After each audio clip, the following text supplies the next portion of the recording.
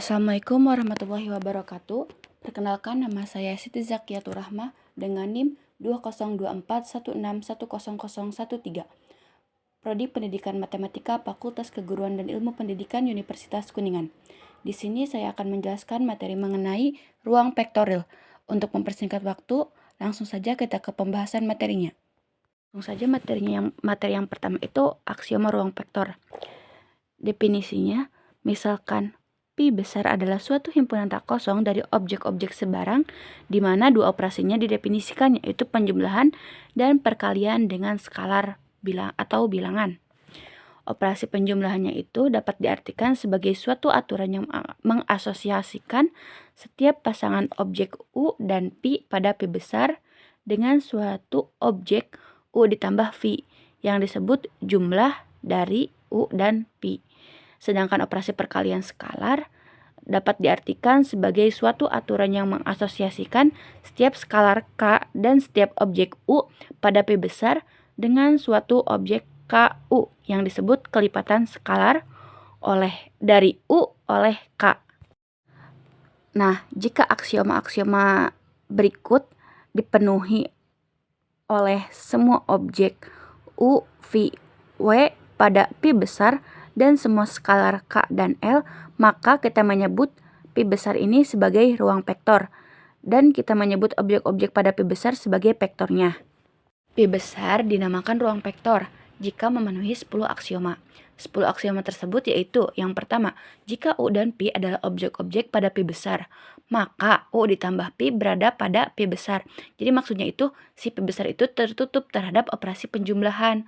Untuk setiap U dan Pi merupakan elemen di Pi besar, maka hasil dari U ditambah Pi juga merupakan elemen di Pi besar. Jadi hasil penjumlahan dari U dan Pi itu juga akan ada di anggotanya, akan masuk anggota ke Pi besar. Kemudian yang selanjutnya itu aksioma kedua, U ditambah Pi sama dengan Pi ditambah U. Ini merupakan sifat komutatif terhadap operasi penjumlahan. Jadi jika vektor U ditambahkan vektor Pi, hasilnya itu akan sama aja seperti vektor Pi ditambahkan dengan vektor U. Selanjutnya yang ketiga itu U ditambah dalam kurung Pi ditambah W sama dengan dalam kurung U ditambah Pi ditambah W. Ini merupakan sifat asosiatif terhadap operasi penjumlahan. Jadi jika ada vektor U ditambahkan dalam kurung vektor V ditambah W, jadi yang dijumlahinnya itu vektor Pi ditambah W dulu, vektor U-nya di luarnya. Nah, hasilnya itu akan sama aja kayak vektor U ditambahkan vektor Pi dulu, kemudian baru setelah hasil dari vektor U ditambahkan vektor V, baru ditambah dengan vektor W. Nah, hasil itu akan sama aja karena merupakan sifat asosiatif terhadap operasi penjumlahan. Kemudian aksioma yang keempat itu, di dalam Pi besar terdapat suatu objek 0 yang disebut vektor 0 untuk Pi besar sedemikian rupa sehingga 0 ditambah U sama dengan U ditambah 0 sama dengan 0 untuk semua U pada Pi besar. Nah, pada aksioma ini terdapat identitas terhadap operasi penjumlahan. Dalam hal ini yang menjadi identitasnya itu adalah 0 karena 0 itu termasuk identitas terhadap operasi penjumlahan. Jadi ada angka 0 di dalam anggota Pi besar, sehingga setiap vektor di Pi besar ini berlaku penjumlahan dengan 0 tersebut. Seperti yang tadi tuh, yang 0 ditambah U. Nah, itu kan karena ada 0, jadi vektor di Pi itu vektornya kan U, akan berlaku penjumlahan dengan 0 tersebut. Dan hasil dari penjumlahan itu akan tetap vektor itu sendiri. Misalnya yang tadi itu 0 ditambah U sama dengan U ditambah 0 sama dengan U. Jadi U ditambah 0 itu hasilnya akan U lagi karena hasil dari penjumlahan dengan identitas 0 itu hasilnya akan vektor itu sendiri. Kemudian yang kelima, untuk setiap U pada Pi besar terdapat suatu objek negatif U pada Pi besar yang disebut sebagai negatif dari U. Sedemikian rupa sehingga U ditambah negatif U sama dengan negatif U ditambah U sama dengan 0. Nah, kalau pada aksioma ini ada inverse Artinya ketika kita punya vektor U dalam anggota pi besar, di dalamnya juga ada negatifnya, yaitu negatif U. Sehingga kalau kita jumlahkan vektor tersebut dengan negatifnya atau dengan inversnya, maka hasilnya itu akan menjadi identitas terhadap operasi penjumlahan atau sama dengan 0. Seperti yang tadi kan vektor U ditambahkan dengan inversnya, yaitu negatif U. Jadi U ditambah negatif U sama dengan 0 atau hasil dari identitas terhadap operasi penjumlahan. Aksioma dari 1 sampai 5 ini termasuk dalam hubungan ruang terhadap operasi penjumlahan. Jadi yang tadi kelima ini itu termasuknya ke operasi penjumlahan. Ada aksioma hubungan ruang terhadap operasi perkalian. Jadi kalau tadi yang aksioma 1 sampai 5 itu terhadap operasi penjumlahan, kalau dari aksioma 6 sampai 10 ini terhadap operasi perkaliannya. Nah, untuk aksioma ke-6, jika K adalah skalar sebarang dan U adalah objek sebarang pada pi besar, maka K dikalikan U terdapat pada pi besar. Artinya itu, ini sama kayak yang nomor 1.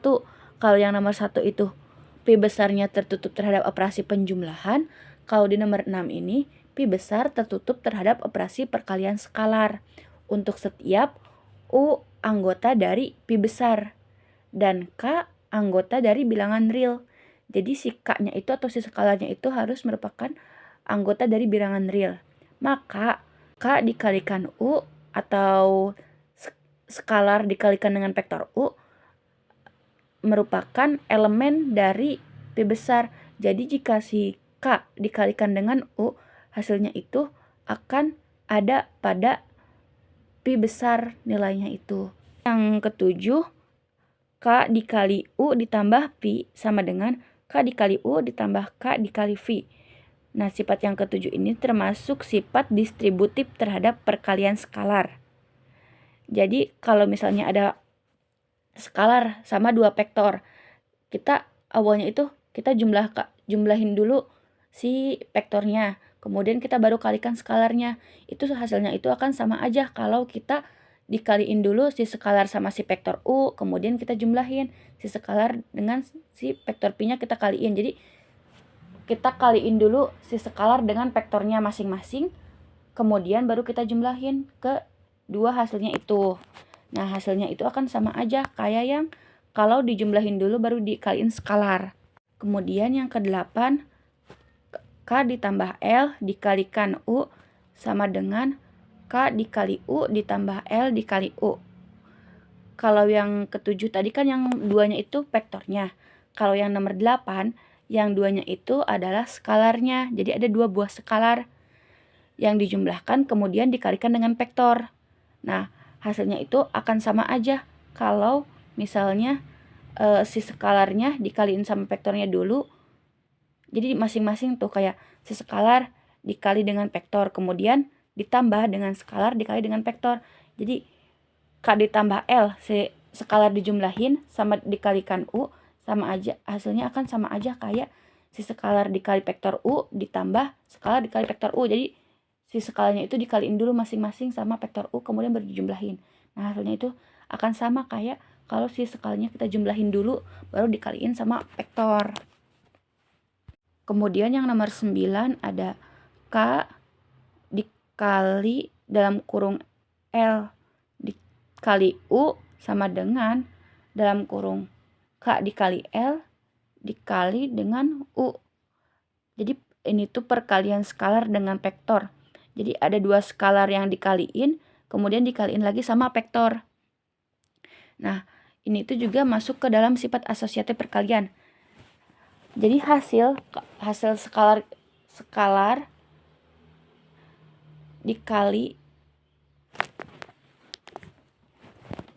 dikaliin dulu sama vektor, kemudian baru dikaliin lagi sama skalar. Itu akan sama aja kalau misalnya skalarnya itu dua-dua skalarnya itu kita kaliin dulu baru dikaliin dengan vektor.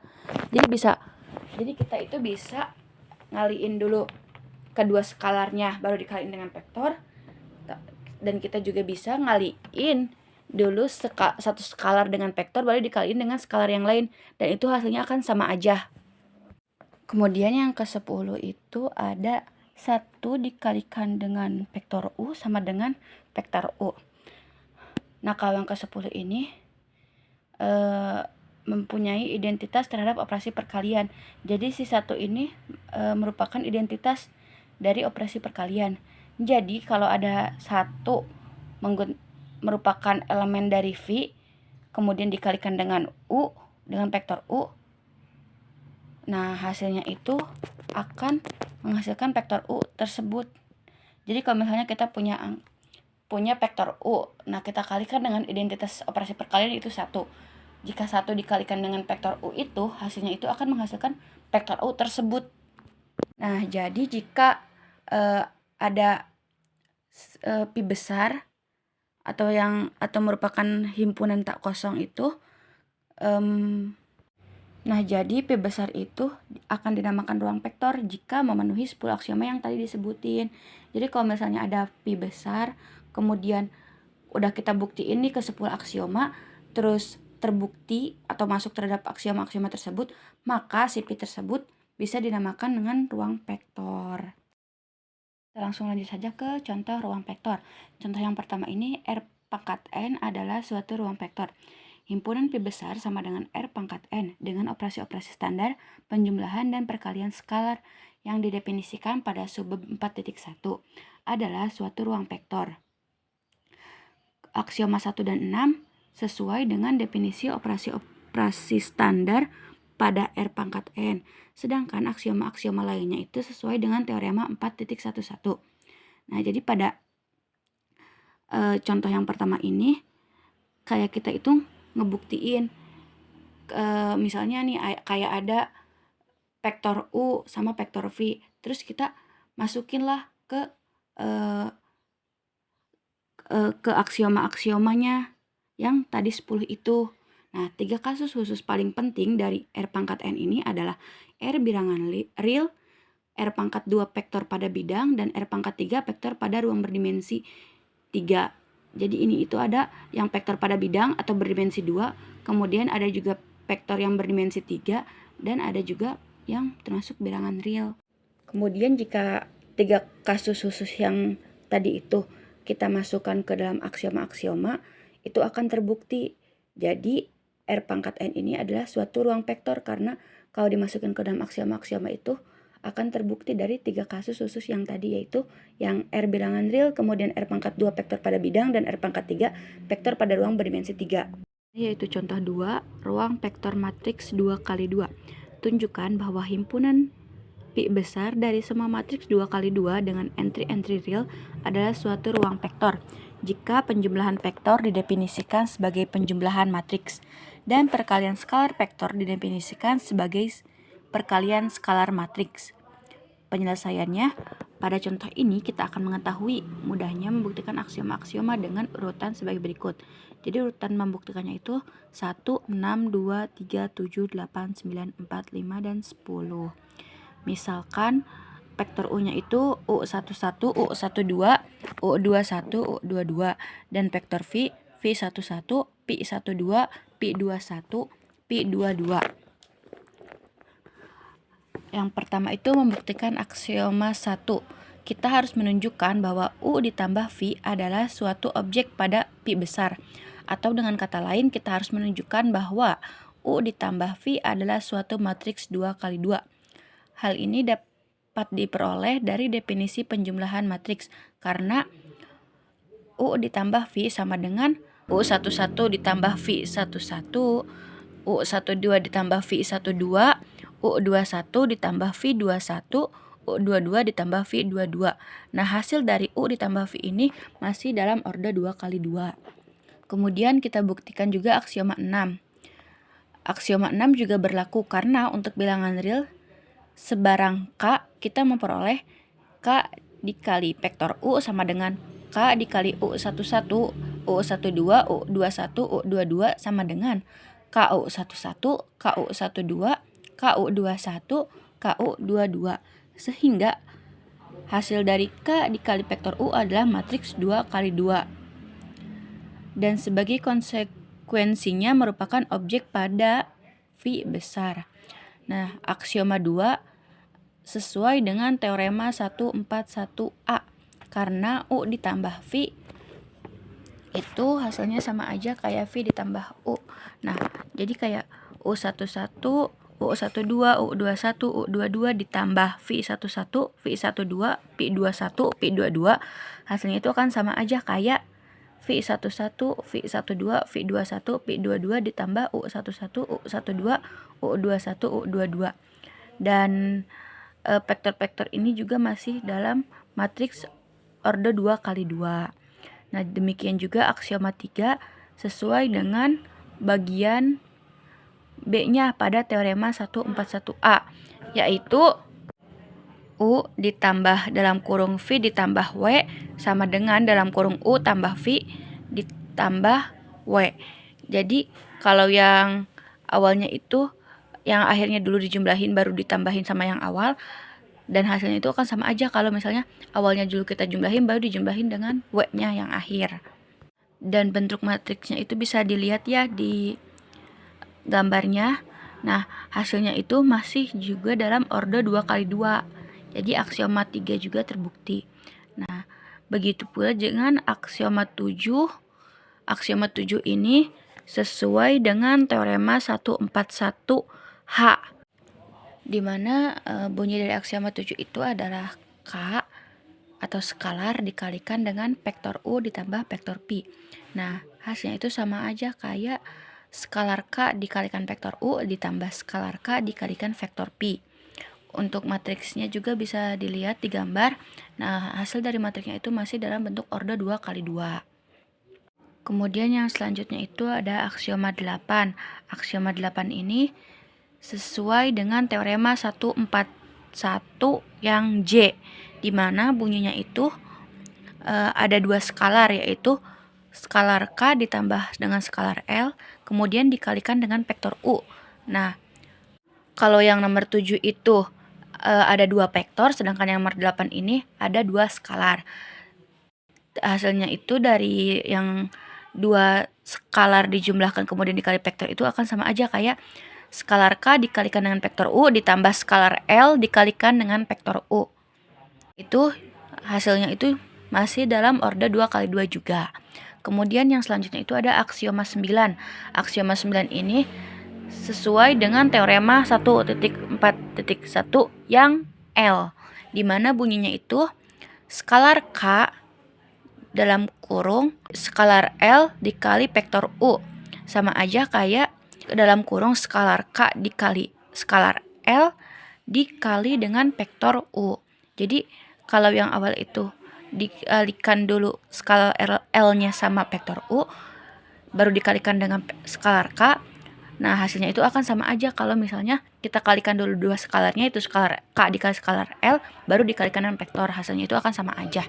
Nah, kalau buat matriksnya itu bisa dilihat ya, dan hasilnya itu masih dalam orde 2 kali 2.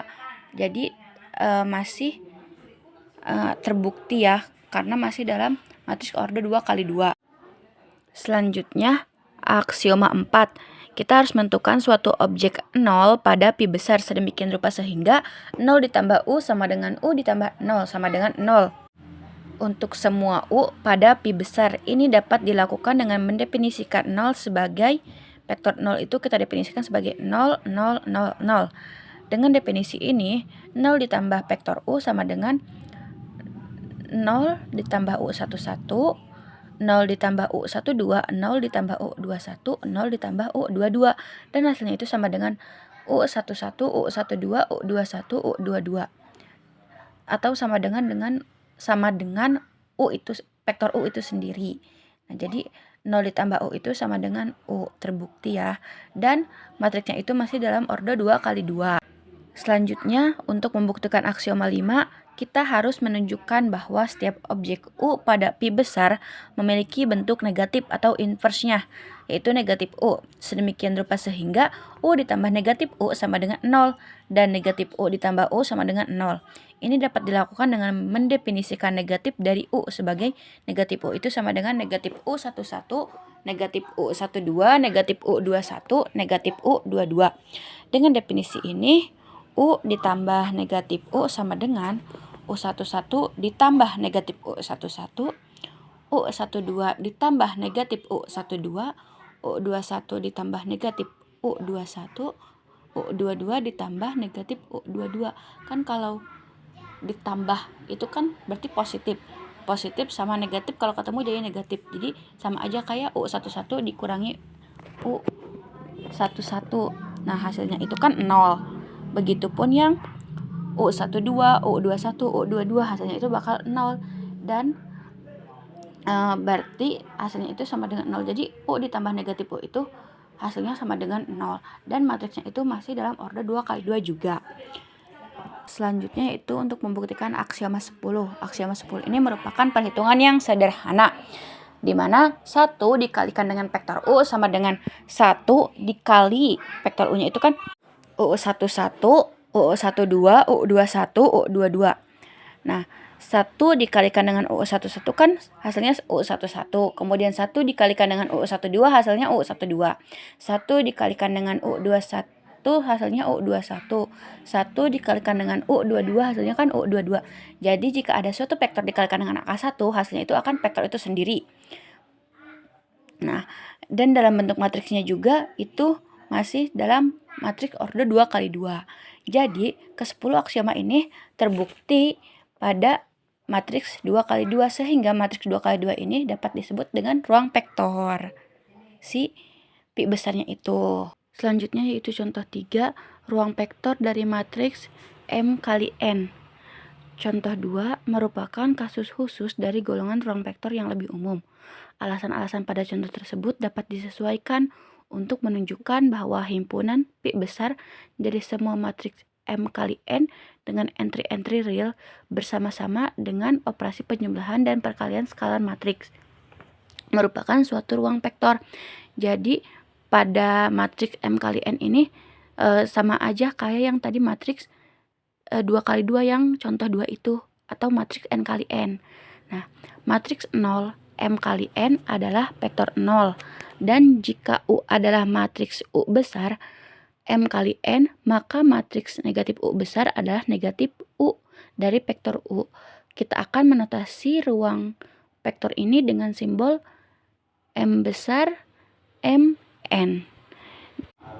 Jadi contoh ketiga ini pembuktinya itu sama aja kayak yang tadi contoh kedua, cuman bedanya itu di ordonya. Kalau yang tadi ordo 2x2, kalau yang ini karena matriks M kali N, maka ordonya itu misalnya 2x3 atau 3x2 dan yang lainnya. Selanjutnya yaitu contoh 4, ruang vektor dari fungsi bernilai real. Misalkan P besar adalah himpunan fungsi-fungsi bernilai real yang didefinisikan sepanjang garis real, negatif tak hingga sampai tak hingga.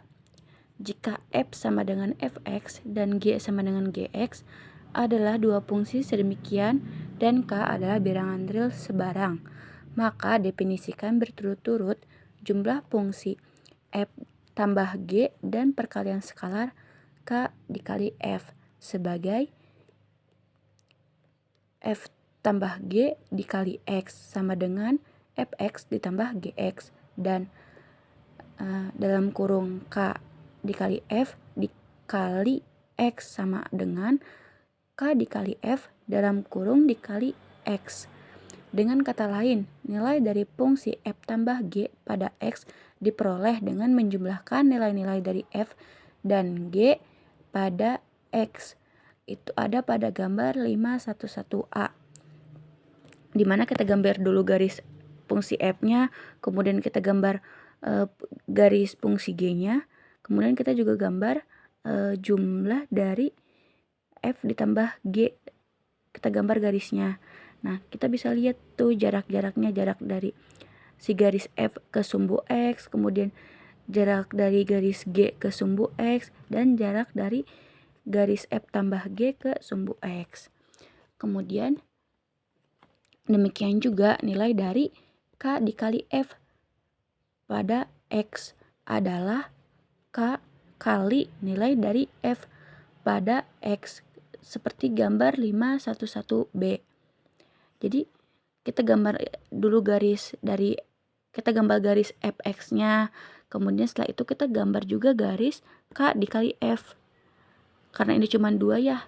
Jadi kita lihat nih jarak dari fx ke garis X, ke sumbu X, dan jarak garis KF dikali X ke sumbu X-nya.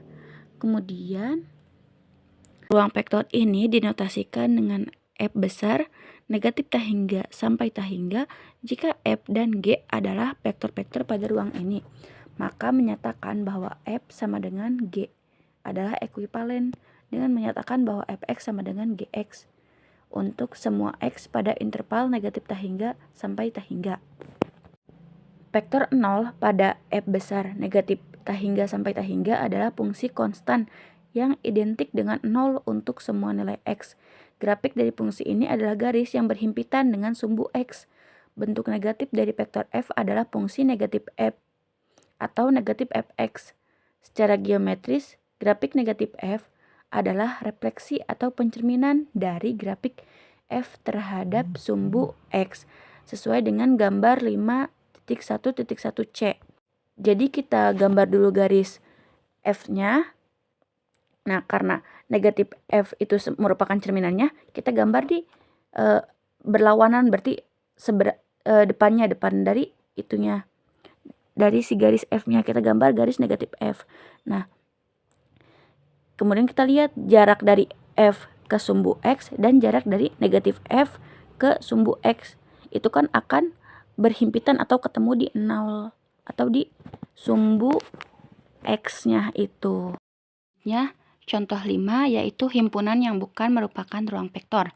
Misalkan P besar sama dengan R2 atau vektor yang ruang berdimensi 2. Dan didefinisikan operasi-operasinya penjumlahan dan perkalian skalar sebagai berikut. Jika U sama dengan U1, U2 dan Pi sama dengan Pi1, Pi2, maka definisikan U ditambah Pi sama dengan U1 ditambahkan dengan Pi1, U2 ditambahkan dengan Pi2. Jadi kita jumlahkan yang sama atau yang sejajar, misalnya kayak yang pertama sama yang pertama, terus yang kedua sama yang kedua. Nah, jika K adalah bilangan real sebarang, maka definisikan K dikalikan U sama dengan K dikali U1, 0. Jadi yang dikalikannya itu, yang dikaliin sama vektor U-nya itu yang diambilnya cuman yang bagian awalnya aja, yaitu yang U1. Nah, hasilnya itu K dikali U1, 0. Misalkan contoh, jika vektor U-nya itu sama dengan 2,4, kemudian vektor Pi-nya itu negatif 3,5, dan K atau skalanya itu 7, maka U ditambah V sama dengan kan U1 ditambah V1, jadi 2 ditambah negatif 3, U2 ditambah V2, 4 ditambah 5, hasilnya itu 2 tambah negatif 3 negatif 1, 4 ditambah 5, 9. Jadi U ditambah Pi sama dengan negatif 1,9. Lalu kita kalikan yang K dikali dengan U. Tadi kan skalanya itu 7. Nah, si 7 kita kalikan dengan vektor U.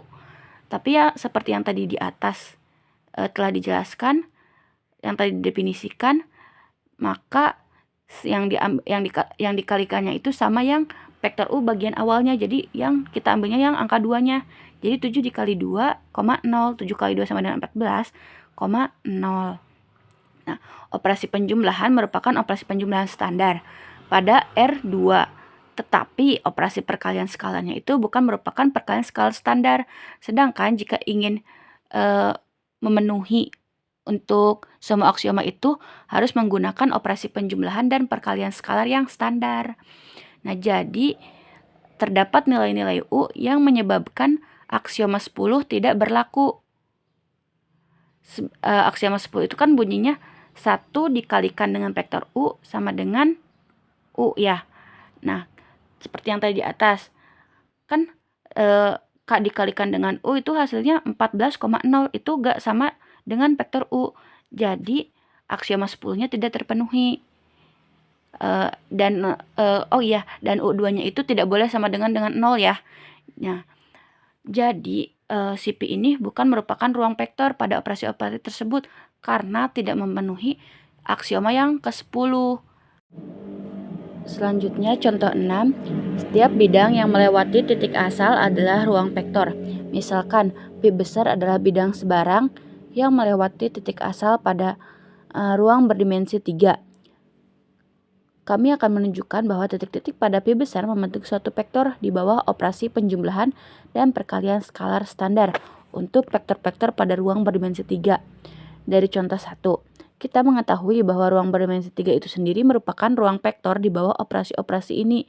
Jadi, aksioma 2, 3, 7, 8, 9, dan 10 berlaku untuk semua titik pada ruang berdimensi 3. Dan sebagai konsekuensinya, untuk semua titik pada bidang pi besar. Oleh karena itu, kita hanya perlu menunjukkan bahwa aksioma 1, 4, 5, dan 6 terpenuhi. Karena bidang pi besar melewati titik asal, maka bidang tersebut memiliki persamaan berbentuk AX ditambah BY ditambah CZ sama dengan 0. Itu berdasarkan dari teorema 3.5.1. Jadi, jika U sama dengan U1, U2, U3, dan Pi sama dengan Pi1, Pi2, Pi3 adalah titik-titik pada Pi besar, maka AU1 ditambah BU2 ditambah CU3 sama dengan 0, dan AV1 ditambah BV2 ditambah CV3 sama dengan 0. Dengan menjumlahkan persamaan-persamaan ini akan menghasilkan A dikali U1 ditambah V2 ditambah B dikali U2 ditambah P2 ditambah C dikali U3 ditambah P3 sama dengan 0. Kesamaan ini menunjukkan pada kita bahwa koordinat-koordinat dari titik U ditambah V sama dengan U1 ditambah V1, P2 U2 ditambah V2, U3 ditambah P3.